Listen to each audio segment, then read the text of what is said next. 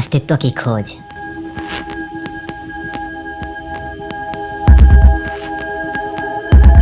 जीवन का परम उद्देश्य, महासत्य, महाज्ञान, मृत्यु के बाद का जीवन। जब हम इन सभी चीजों के बारे में सोचते हैं तो आज के मॉडर्न लोगों को लगता है कि ये क्या बेकार की बातों के बारे में सोच रहे हो, पागल हो क्या। इसी सोच की वजह से हम ये सब बातें करने से डरते हैं कि लोग क्या सोचेंगे। आपका तो पता नहीं, पर जब भी मैं दूसरों से ये सब बातें करता हूँ ना, ब्रह्मांड से लेकर जीवन, जन्म और मृत्यु तक, तो लोग मेरी बातों का मजाक बना करके रख देते हैं। कुछ मेरे जैसे सोचने वाले लोग ही मेरी बातों को समझ पाते हैं, जैसे अभी आप मेरी बातें सुन रहे हो। खैर, लोग जो भी सोचें, भौतिक जगत में लिप्त रहने वाले लोग क्या जानते हैं इन सब चीजों के बारे में। जब मृत्यु उनके द्वार पर खड़ी होगी ना, तभी वो एक आखिरी और पहली बार सोचेंगे कि क्या मेरे अस्तित्व का अंत हो जाएगा, इसके बाद मेरा क्या होगा। अरे मैंने तो महाज्ञान पाया ही नहीं, मैंने तो जीवन को समझा ही नहीं, मैंने तो इस क्षणभंगुर दुनिया में ही अपने मूल्यवान समय को बर्बाद करके रख दिया। दोस्तों, दुनिया में हजारों प्रकार के लोग मौजूद होते हैं जो अपने अंदर हजारों प्रकार की इच्छाएं और लक्ष्य बना करके रखते हैं। किसी को समाज में श्रेष्ठ बनना है, तो किसी को धनवान, किसी को भौतिक सुख चाहिए, तो किसी को प्रेम, तो किसी को अकेलेपन का अनंत अंधकार। पर उन्हीं में से कुछ लोग ऐसे भी होते हैं जो अनंत को देखते हैं और ये सोचते हैं कि क्या है ये सब, समय तो बीत रहा है, मेरे शरीर से लेकर ये दुनिया और दुनिया में मौजूद समग्र जीव जंतु और प्राणी, पेड़ पौधों से लेकर सारा ब्रह्मांड धीरे धीरे अपने अंत और विनाश की ओर आगे बढ़ रहा है। क्या मैं अपना सारा जीवन बाकी आम लोगों की तरह मौज मस्ती करके बिता दूं, किताबों को रट्टा मारकर, जॉब पाकर, शादी करके, खा पीकर ऐसे ही एक दिन मर जाऊंगा, या इस महासत्य को पहचान कर अपने ज्ञान का इतना विकास कर लूं जो मुझे दूसरों से अलग सोच और एक अलग जीवन प्रदान करेगा, जो मुझे परम सत्य से मिलवाएगा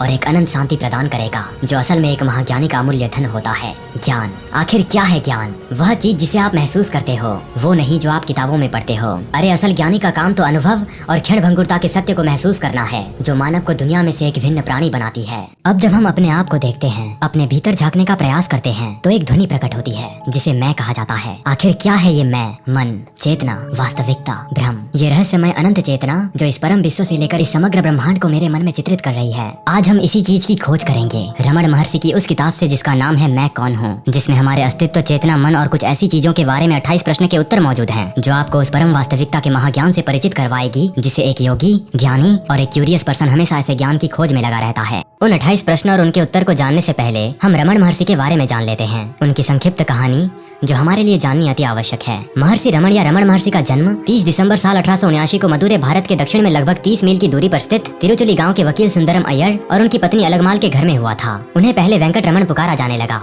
जो बाद में रमण महर्षि के नाम से प्रसिद्ध हुए थे। रमण महर्षि की ये जो किताब मैं कौन हूँ है, ये स्व जांच यानी कि सेल्फ इंक्वायरी पर आधारित प्रश्न और उत्तरों का एक समूह को दिया गया शीर्षक है। ये 28 प्रश्न श्री एम प्रकाशम पिल्लई द्वारा श्री रमण महर्षि के सम्मुख लगभग साल 1902 में रखे गए थे। श्री पिल्लई, जिन्होंने रमण महर्षि को वो प्रश्न पूछे थे, वो दार्शनिक शास्त्र के स्तनक थे। साल 1914 में वो अपनी एक सरकारी यात्रा के समय उन्होंने अरुणाचलम में स्थित विरूपाक्ष पहाड़ी की गुफा में श्री रमण महर्षि से भेंट की थी। उन्होंने उस समय रमण महर्षि से आध्यात्मिक मार्गदर्शन मांगा और स्व जांच से जुड़े प्रश्न के उत्तर जानने चाहे। उस समय रमण महर्षि मौन व्रत धारण किए हुए थे, इसीलिए उन्होंने उनके प्रश्न के उत्तर लिखित रूप से दिया था। दोस्तों, अब आगे वीडियो में हम उन्हीं प्रश्न के उत्तर जानने वाले हैं, लेकिन पहले ये जान लेते हैं कि हमारा मन जो है ये विचारों से मिलकर बनता है। ये विचार मन में सबसे पहले उठता है जब ध्यान में मैं कौन हूँ पर निरंतर जोर दिया जाता है। तो दोस्तों, ये इस सीरीज का पहला पार्ट होगा, जिस पार्ट में हम रमण महर्षि से आत्मखोज के विषय में पूछे गए पहले 14 सवालों और उनके उत्तरों के बारे में जानेंगे, और दूसरे पार्ट में हम और 14 सवालों और उनके उत्तरों को जानेंगे। तो चलिए पहले जानते हैं उन 14 सवालों और उनके उत्तरों के बारे में। प्रश्न नंबर 1, मैं कौन हूँ? रमण महर्षि पिल्लई से कहते हैं, स्थूल शरीर 7 हास्यों यानी धातुओं से बना है। मैं 5 संज्ञानात्मक ज्ञानेंद्रियां नहीं हूँ, मतलब सुनने, स्पर्श, दृष्टि, स्वाद और गंध की इंद्रियां, जो अपने से संबंधित सभी वस्तुओं को पकड़ लेती हैं, जैसे कि भाषा, हरकत, लोभ, उत्सर्जन, जिसके अपने अपने कार्य होते हैं, अर्थात बोलना, हिलना, ग्रहण करना और आनंद लेना। मैं 5 महत्वपूर्ण वायु या प्राण आदि भी नहीं हूँ, जो क्रमशः 5 कार्य करते हैं, श्वास प्रश्वास आदि। मैं ये मन भी नहीं हूँ जो सोचता है। मैं विद्या और अविद्या भी नहीं हूँ, जो केवल वस्तुओं के अवशिष्ट प्रभावों के साथ परिपूर्ण है। पिल्लई दूसरा प्रश्न पूछते हैं कि अगर मैं इनमें से कोई भी नहीं हूँ तो मैं कौन हूँ? रमण महर्षि कहते हैं, ये नहीं कहकर उपरोक्त जो भी उत्तर थे वो सभी को नकारने के बाद सिर्फ जागरूकता बच जाती है, जो मैं हूँ। जागरूकता की प्रकृति क्या है? जागरूकता की प्रकृति अस्तित्व, चेतना और आनंद है। रमण महर्षि सिखाते हैं कि जागरूकता ही स्वयं का सच्चा स्वरूप है। ये अपरिवर्तनीय अंतर्निहित वास्तविकता है जो हम सब में मौजूद होता है। जागरूकता किसी विशेष विचार, भावना या संवेदना तक सीमित नहीं है। ये शुद्ध चेतना है जो हमारे सभी अनुभवों से अवगत है। रमण महर्षि ये भी सिखाते हैं कि जागरूकता सत्य, चित्त और आनंद है, जिसका अर्थ होता है अस्तित्व, चेतना और आनंद। इसका मतलब ये है कि जागरूकता न केवल जागरूक है बल्कि वास्तविक और आनंददायक भी है। ये समस्त अस्तित्व का स्रोत है और ये परम सुख है।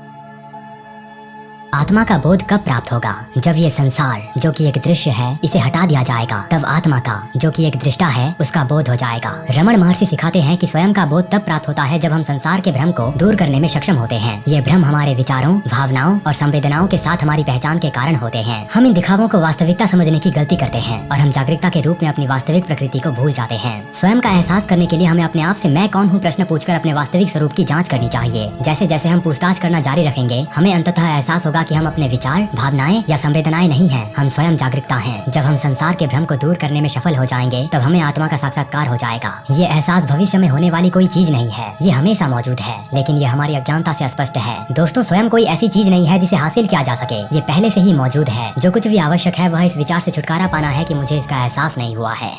क्या संसार में रहते इसे वास्तविक मानते हुए भी आत्मा का बोध नहीं होगा? अरे संसार स्वयं के प्रति में बाधा नहीं है, बाधा ये विचार है कि मैं करता हूँ। रमण महर्षि सिखाते हैं कि संसार स्वयं के प्रति में बाधा नहीं है। अरे असली बाधा तो अहंकार के साथ हमारी पहचान है। अहंकार स्वयं की झूठी भावना है जो तब उत्पन्न होती है जब हम ये मानते हैं कि हम ही हमारे विचार, भावनाएं और संवेदनाएं हैं। जब हमारी पहचान अहंकार से हो जाती है तो हम लगातार दुनिया को नियंत्रित करने और इसे अपनी इच्छाओं के अनुरूप बनाने की कोशिश कर रहे हैं। इससे बहुत दुख पैदा होता है क्योंकि दुनिया हमेशा बदलती रहती है और अप्रत्याशित होती है। स्वयं को महसूस करने का तरीका अहंकार को त्यागना है। इसका मतलब ये एहसास करना है कि हमारे विचार, भावनाएं या संवेदनाएं हम नहीं हैं। दोस्तों, ये याद रखिए कि संसार में रहकर भी मनुष्य इससे मुक्त हो सकता है।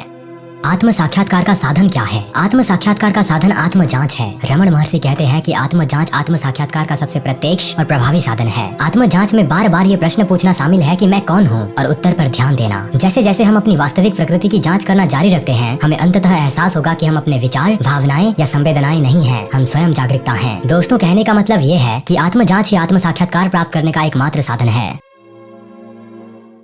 आत्मा और मन में क्या अंतर है? रमण महर्षि के अनुसार स्वयं ही अंदर का वास्तविकता आप है, जो आप वास्तविक में गहरे स्तर पर हैं। ये जागरूकता की एक उज्जवल रोशनी की तरह है जो हमेशा मौजूद रहती है। दूसरी ओर दिमाग एक उपकरण या मशीन की तरह है जो आपको सोचने, याद रखने और चीजों का अनुभव करने में मदद करता है। ये विचारों और भावनाओं की एक धारा की तरह है जो लगातार आती और जाती रहती है। तो स्वयं आपका वो हिस्सा है जो बदलती नहीं है। चाहे आपके मन में कोई भी विचार या भावनाएं क्यों न आ जाएं, वो हमेशा मौजूद रहता है। ये आपके अस्तित्व के मूल की तरह है। हालांकि मन हमेशा बदलता रहता है, एक नदी की तरह जो बहती रहती है। कभी ये शांत होता है तो कभी लहरों से भरा होता है। जब हम स्वयं को जानने के बारे में बात करते हैं तो इसका अर्थ है कि अपने मन में विचारों और भावनाओं से परे जाना और अपने उस गहरे हिस्से स्वयं से जुड़ना।